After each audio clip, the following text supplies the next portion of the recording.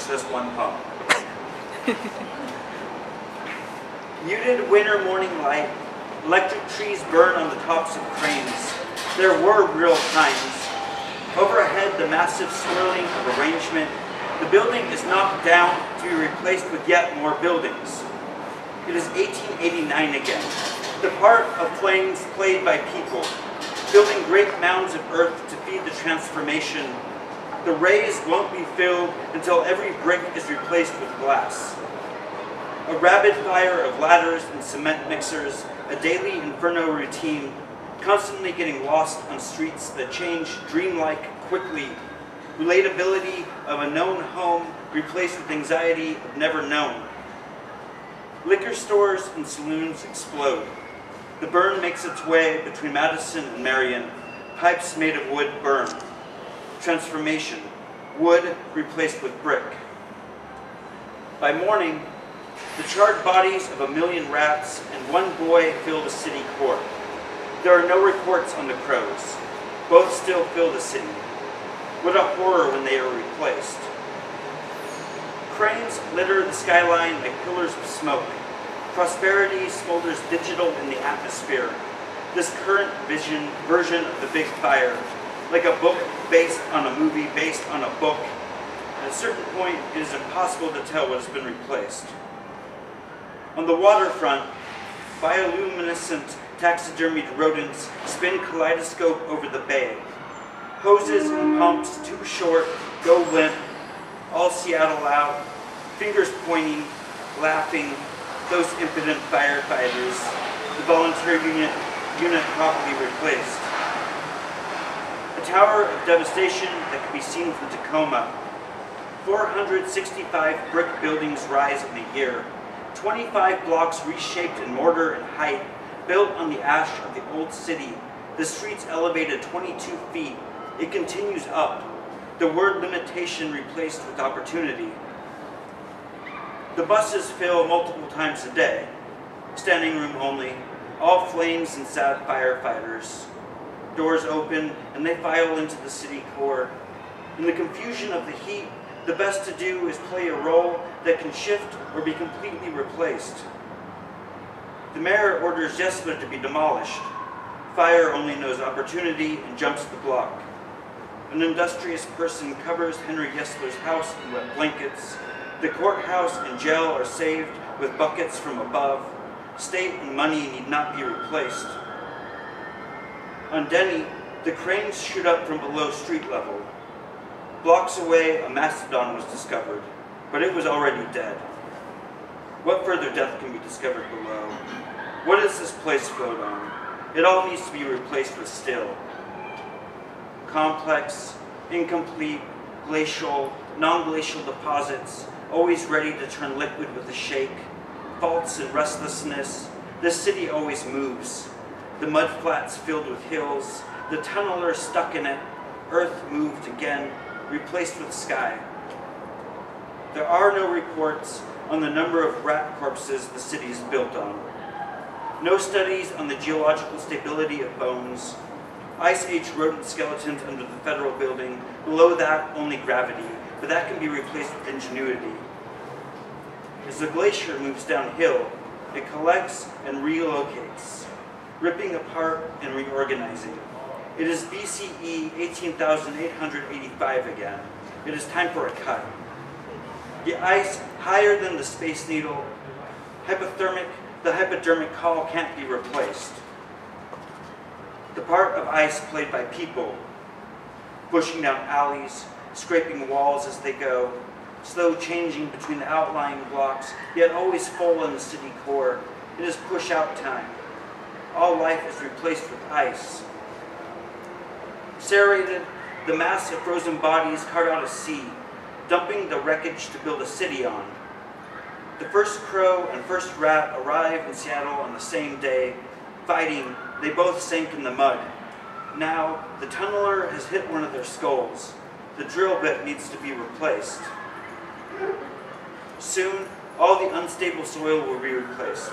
A mass of fiber optics, geology of information, will prop up the city. Wired glacial deposits, Even after the earthquake, nothing will need to be replaced. The ever-moving city always throbs. No matter to it who does the throbbing. Pushed between two obstacles, it behaves like ice, growing up, growing down, like erosion, how a rock can be replaced with air, flowing in and out, solid, tide-like, changing every time. In all the stories, the ice goes away, becomes water or sky. There are more glaciers on their way. Everything they touch is replaced. In the void and the freshly formed earth, new residents take up supremacy. Everything that was frozen becomes differently useful, beauty and bounty to the well-suited. All others must follow the cold. The location of their usefulness has been replaced. Landmark navigators stand gaping at the buildings. This used to be a cloud, they say, turning a step to the left, a step to the right. The cranes go on twirling their cargo, musical theater-like over the streets. The birds know that their flight routes have been replaced. As the sun sets, a black river ripples overhead. The crows return east to sleep. They wrap it around cranes, finding new currents through the fresh structures. The maps are replaced daily. Holding court, predictably, in a graveyard, corvid comedies played in cause. They know all the city stories, always laughing. There is no pity for humanity. The supremacy of adaptability cannot be replaced. The shadow city, breaking into small daytime groups. They sleep metropolis. When low in social standing, it is visible. The crow placed on the lowest branch as his black feathers replace shit white. Muted winter morning light. The congregation breaks into murders, families commute back to the city. Every block bursts with food. Rat corpses always available. Every day the feast is replaced. In spring, the population explodes. Fearlessly attacking humans, they remember and report. These are the city fathers, forever judacious. When the crow court decides, the sentence cannot be replaced. Every intersection has a guardian. Daily battles with hawks and eagles, nothing is beyond their command. Herding pigeons and taunting squirrels, reigning in terror with terrible laughter, flags replaced with black beaks. When the buildings become vacant from whatever it is that will happen, the crows will still roost. Rat hunting, diving through busted out windows, the hierarchy remains. The drama cannot be replaced. Black boot dictators marching over traffic. They demand complete obedience and offer nothing in return. The bricks of law and commerce rest on their wings. Effortlessly, they glide. Every brick can be replaced, but those black blades will go on slicing the sky. All darkness under their rule. What need of light with this protection? The bringer and cleaner of death, exalted garbage men. The 100-foot statue of the matron crow floats in Lake Washington. It says, "Bring me your dead, that they may be replaced with crow flesh." The gods care for nothing but the waste. They gobble and cackle, the banquet of corpses that people never give a second glance. Couples walking the street, talking of where to eat, and the crows perch on dumpsters, fat on understanding, knowing that the humans can be easily replaced. From above, at night, with everything lit up, the region looks like a mass of glowing varicose veins. Every blink of light suggests the entire life of a blood cell. The lines of light only grow. As the future arrives, all night will be replaced LED. No one ever asks why Elvis started taking care of that Japanese girl. It is 1962 again, and all of Seattle is just a vehicle for love songs and kung fu fights. And it happened at the World's Fair. Elvis, as Mike, has a hunger for blonde nurses. The girl with no parents is a cheap magnet. No one ever asks where her mother is. Raised by her uncle, family is easily replaced. April 21st, opening of the Century 21 exposition, deafening. 538 bells filled the fairgrounds. 10 Air Force F-102 fighter jets doing maneuver through the horde. All smiles among the 2,000 balloons. Only the red world not present in the space city. In expectation of the large crowds, all of the sewers are replaced. Space and time mingle on the gateway.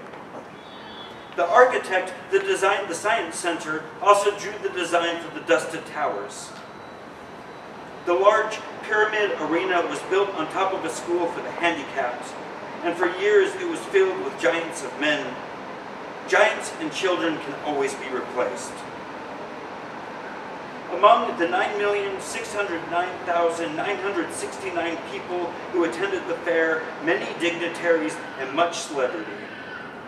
Walt Disney and his army of rodents brought as a gift a bride for Prince Philip. Due to a heavy cold in late October, JFK had to be replaced at the closing of the fair. Scrubbed and fortified from head to toe, Seattle held its hand out. In the boom of build and change, the loosening of millions of rats, collected, numbered, recorded, then the tail chop. The tails of 15 million rats make up the cables of the elevator of the Space Needle. Yes. Those fibers never need to be replaced. As the world descends on this sliver of crows and alcoholics, housing becomes a crisis. Cruise ships transformed into floating hotels, money-eyed landlords salivating at the possible profit, the renters in Seattle terrified of rumors and signs. Monthly rental agreements replaced with more lucrative daily rent. Afterward, the large fairground remains a marriage of government and business. Among the things that remain in the center from 1957 is the Freemasons Temple in the belly of the Children's Theater. Millions of tax dollars poured all over Lower Queen Anne. Here, still, is the monorail to nowhere that the king sang so sweetly on. All the rides from the gateway have been replaced with glass. At the top of the needle is a disruption in time. All of April through October 1962 is always happening. The entire loop exists in a space no larger than a beer cap. There are always fireworks in there. The crows have taken up English. The rats demand their homes back. In there, they can't see that their city has been replaced. An entire identity can be wiped away in 6 months. A better future through convenience and capitalism modeled at the fair. Titanium Firebird 3s for everyone. In '55, the concept was to honor the Yukon past, but by '62 and the stars closing in, the temporal gaze is easily replaced. All this wet promises green. Everywhere is packed with life. People, plants, and animals from arid environments long for this moisture, yet know nothing of black mold. Abundance of competition. Plants growing on plants, today successful or tomorrow's replaced. Sometime between the 1880s and the 1940s, Eurasian water milfoil was introduced to Lake Washington. Growing in thick patches, it chokes out all the neighbors. 98 lakes in Washington state with milfoil growth had grass carp released to eat the aquagrass. 39% of the lakes had all vegetation replaced with still hungry carp. Selected for its beauty and ability to attract butterflies, the butterfly bush was introduced by gardeners. Once it escapes from the garden, it grows in thick patches, excluding all other plants. The butterflies that the bush attracts never lay their eggs there. The leaves have no nutrition, like the plants that they replaced. Growing up walls, trees, street signs, and anything else it can get its hairy vines on, English ivy is an ambitious plant. Flamethrowers lower the vine's energy, but the adventitious root makes it unpredictable. Choking out its competitors and taking away animals' foraging grounds, vines grow to 100 feet, the sun replaced with shade. 1996. The New Zealand mud snail is spotted in the Columbia River. The female can clone herself 230 times a year. The family in 4 years becomes billions. The salmon's food source is blindsided by the mud snail population. 500,000 in a square meter. All the same snail that is replaced by itself over and over. Central Park, 1890. A group of Shakespearean fanatics, in an effort to release every type of animal from his work on this continent, released 60 European starlings. This was the third attempt. From these emerged 150 million birds. Only the crow's roosts have no threat of being replaced. Basically, because like all squirrels, the eastern gray is a hoarding dick. Dominating all other squirrels, food hidden everywhere, spatial reasoning and long memory supply dominance. In all but 3 places, the western has been completely replaced. Yellow-toothed bill peat nightmare. The nutria have moved into the old beaver dam. 1940, there were 600 nutria farms between Washington and Oregon. When the giant water rodents were no longer profitable, they were released. The slow slither of the 1.5-foot long bald rat-like tongue on the water at night. The muskrat replaced. The aqua plants decimated. Yukon boom brought the fragrant water lily to Washington. Lakefront owners plant them for their beautiful flowers. Managed, the lily can add helpful resources to an ecosystem. Unmanaged, it can take over an entire lake in 20 years. The flowers appear in June, open during the day and close at dusk. Once pollinized, the flower is replaced and the fruit sinks to the bottom of the lake. The throne of the rat sits in the thorns of the Himalayan blackberry. Promoting the population of the European starling, so pervasive, the state has thrown its hands up in defeat. One of the best eradication strategies is to release goats on them. Non-native animals feasting on non-native berries, all species can be replaced. Seattle becomes home. It becomes a home that one white knuckles on. There's an unreal beauty in those that dig in and stay, relegated to sewers and dumpsters. There are those that hang on. Their monuments are everywhere. Once here, some things cannot be replaced. In every bush, along every road, rustles a mischief of rats, native and non-native alike. When weighed, the weight of the entire population of the rats in Seattle is equal to 10 Space Needles. Pervasive is far too light a term. Hourly, the dams give birth, and all the corpses are replaced with pups. When the crows clean one of the fallen's body, a leathery husk is left on the sidewalk. This does not concern the rest of the rats. They crawl over the wasted rodent nonchalant. They know nothing of removal, but rather what it is like to be temporarily replaced. In the early days of Seattle, the city council, in an effort to rid the city of the rat scourge, offers citizens 5 cents a tail, paying out huge sums yet seeing no reduction in the total numbers, only that many of them have been replaced as tailless. The city closes the tail trade. They are the sacrifice that the city continually makes, the top garbage compactors that only compete with crows. The rats of Nymph have nothing on this mega population. Never would Jeremy the Crow be allowed into their schemes.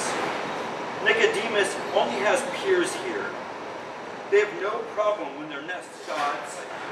The rats are the beings that thumb their nose at deity. They live as one body and refuse to die. They just build and eat and fuck, and dear God, they are the truth.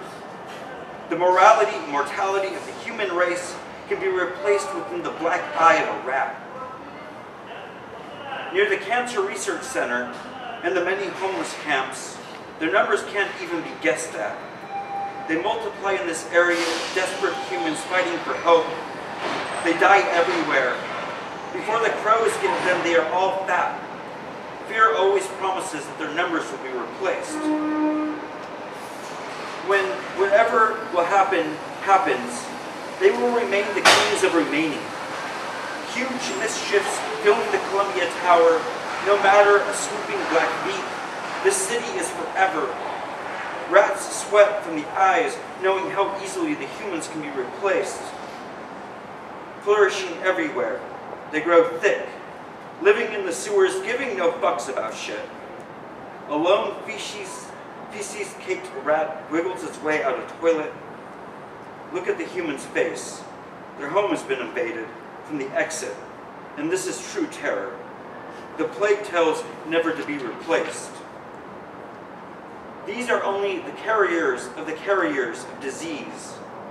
They are the dipstick that measures the health of human aspiration.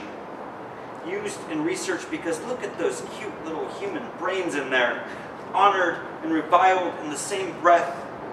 A special mirror. Every morning, remember that the face seen can be replaced with a rat face. Just north of Seattle, the Sound dives 930 feet. A 500-foot monument sits there. The omniscient rat just holds its place. In the ever-shifting world, it just sits, says nothing, listens. Unnoticed, it can never be replaced. All right.